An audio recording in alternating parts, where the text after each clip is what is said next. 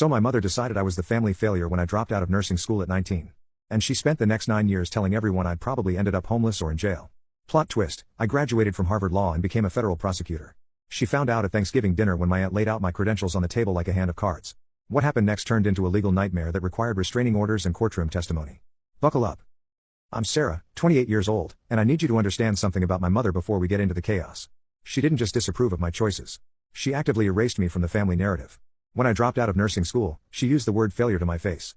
Not disappointed, not concerned, failure. She told me I'd wasted her genetics, her time, and her money raising someone who couldn't even finish a basic degree. Here's the thing about toxic parents, they don't just cut you off quietly. They make a production of it. My mother called aunts, uncles, cousins, and explained that I was too embarrassing to have at family gatherings anymore. Said seeing me would just remind everyone of wasted potential. She literally uninvited me from Christmas that year via text message, "Don't come. Your presence would ruin the mood for people who actually achieved something." I was living in my car at the time, working double shifts at a warehouse distribution center, making $11.50 an hour, trying to figure out my next move.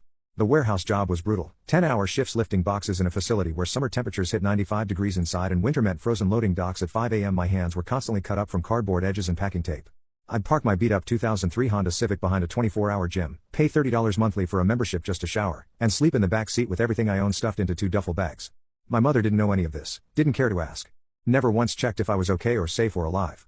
My Aunt Rachel found me crying in a grocery store parking lot that Christmas Eve. I'd gone in to buy a $6 rotisserie chicken, my planned Christmas dinner, and completely broke down in the checkout line when the cashier wished me happy holidays. Rachel was behind me in line, saw me falling apart, and without hesitation took me home. She fed me actual food, let me sleep in her guest room with clean sheets and a real mattress, and never told my mother where I was. Rachel became the family I needed when mine disappeared. She helped me apply to community college, looking over my application essays at her kitchen table until 2 a.m. co-signed my apartment lease when I had 0 credit history and my mother's voice in my head saying I'd never amount to anything. Showed up when I had absolutely no one else. I started taking paralegal courses during the day at community college, Criminal Justice 101, legal research methods, court procedures, and documentation. Worked at a small law firm at night, filing papers and organizing case files for $14 an hour. The firm was 3 attorneys in a converted house downtown, handling everything from traffic tickets to small business contracts. Nothing glamorous, but I was finally around people who used their brains for something other than tearing others down. The senior partner, this older guy named William, started noticing I understood the cases better than some of the first-year associates they'd bring in. I'd catch legal issues in documents, point out precedents they'd missed, ask questions that made him pause and reconsider his approach. 6 months in, he pulled me aside after I'd spotted a major problem in a contract that would have cost his client $40,000. "You're wasting your potential filing papers," he said.